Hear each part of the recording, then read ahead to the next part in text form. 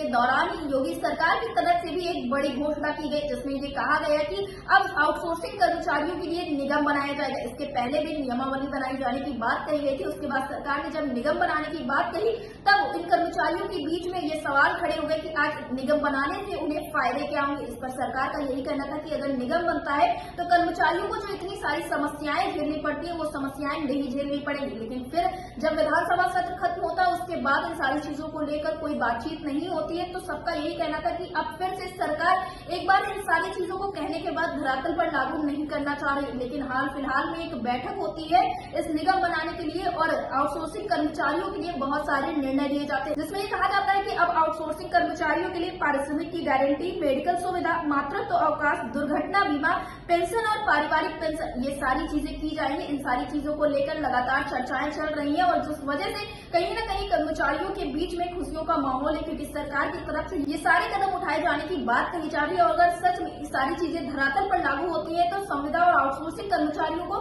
काफी ज्यादा फायदे होने वाले। फिलहाल एनडीटीवी टीवी की टीम ने इस विषय में जानकारी लेते हुए बातचीत की भारतीय मजदूर संघ के प्रदेश महामंत्री अनिल उपाध्याय से, तो उनका क्या कुछ कहना था इन सारी चीजों पे आप भी सुनिए। अनिल उपाध्याय जी, आपका हमारे चैनल अटल टीवी पे बहुत बहुत स्वागत है।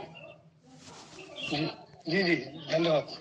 अनिल उपाध्याय जी, जिस तरह से देखने को मिल रहा था कि विधानसभा सत्र के दौरान ही कहा गया था सरकार की तरफ से कि इस आउटसोर्सिंग कर्मचारियों के लिए एक निगम बनाया जाएगा, जिससे कर्मचारी काफ़ी ज़्यादा परेशान भी नजर आए थे। लेकिन अभी हाल फिलहाल में एक बैठक होती है और उसमें ये देखने को मिलता है कि आउटसोर्सिंग कर्मचारियों के लिए सरकार ने कुछ निर्णय लिए, जिसमें से ये कहा गया है कि पारिश्रमिक की गारंटी, मेडिकल सुविधा, मातृत्व अवकाश, दुर्घटना बीमा, पेंशन और पारिवारिक पेंशन, इन सारी चीज़ों को लेकर चर्चाएं की जा रही है और कहा जा रहा है कि ये सारी सुविधाएं दी जाएंगी। तो आपका क्या मानना है, इन सुविधाओं से क्या कर्मचारियों को फायदा होने वाला है? देखिए, जब हमने 2023 में रैली की थी जी, तो उस रैली में हमने कहा था कि नियमावली बनाई जाए। जी, जो किसी भी चीज की नियमावली बनती है, अगर वो संविदा कर्मचारियों की नियमावली बनती है तो उस नियमावली बनने में ये सारे अधिकार अपने आप आ जाते हैं। जी, जी, और इन अधिकारियों को मिलने के बाद अगर हमारे मजदूरों की सामाजिक सुरक्षा में जैसे पेंशन है, पीएफ है और मेडिकल की सुविधा है, अन्य भत्ते वगैरह अगर मिलने का ये तो इससे लाभ तो होने ही वाला है। जी, जी, लेकिन सबसे ज्यादा खास उसमें हायर एंड फायर वाली बात है। जी, जी, ये हमने रखा, जब चाह कल आइए कल मत आइए, ये सबसे गारंटी की बात है। जी, जॉब सुरक्षा रहनी चाहिए, जी, ये सबसे बड़ी मांग थी। दूसरा हमारा इसमें एक सरकार से था कि श्रमिकों का ये काम है, श्रमिकों के काम के लिए आयोग बना है। उसमें अगर आप वार्ता के लिए कोई श्रमिक प्रतिनिधि नहीं रखेंगे, जी, प्रशासनिक प्रतिनिधि और जनप्रतिनिधि केवल इस बात को पूरा नहीं कर सकता, जो श्रम से आया हुआ लोग हैं वो उसको पूरा कर सकते हैं, उसमें नहीं रखा गया है। ये मेरी तरफ से उनको अपना अनुरोध है कि इसको रख करके और तब बात करेंगे, तब होगा तो तब ठीक आएगा। जी, जी, अनिल उपाध्याय जी, बिल्कुल ठीक कहा आपने। लेकिन जहां अभी सरकार ने बस एक बैठक करके इतनी सारी चीज़ें करी हैं और आपके द्वारा भी बताया गया था कि निगम बनने से कहीं ना कहीं कर्मचारी जो हैं वो सुरक्षित नजर आएंगे और सरकार की तरफ से ये जो कदम उठाए जाने, अभी पहली बैठक में इतनी बातें कही गई हैं, तो ये कहा जा सकता है निगम तो फायदेमंद होने वाला है कर्मचारियों के लिए। जी बिल्कुल। जी, अनिल उपाध्याय जी, तो आप क्या कुछ सोच रहे हैं आगे, किन किन चीज़ों को जोड़ा जाए इन सारी चीज़ों में?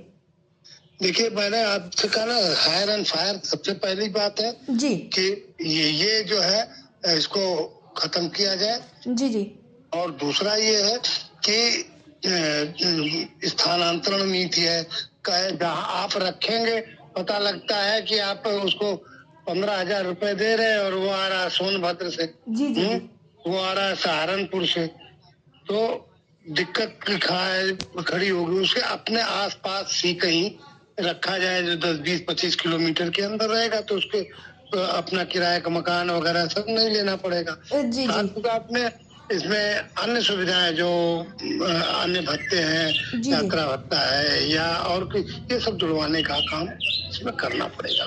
जी, अनिल उपाध्याय जी, तो आप लोग इसमें जुड़वाने के लिए क्या कोई कदम उठाने वाले हैं? बिल्कुल, हमने पत्र लिखा है कि इसमें श्रमिक प्रतिनिधि को सबसे पहले डाला जाए। जी, जी, कल हमारी श्रम मंत्री से इस संबंध में वार्ता भी होगी। जी जी जी।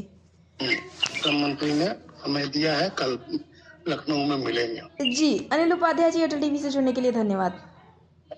Thank you.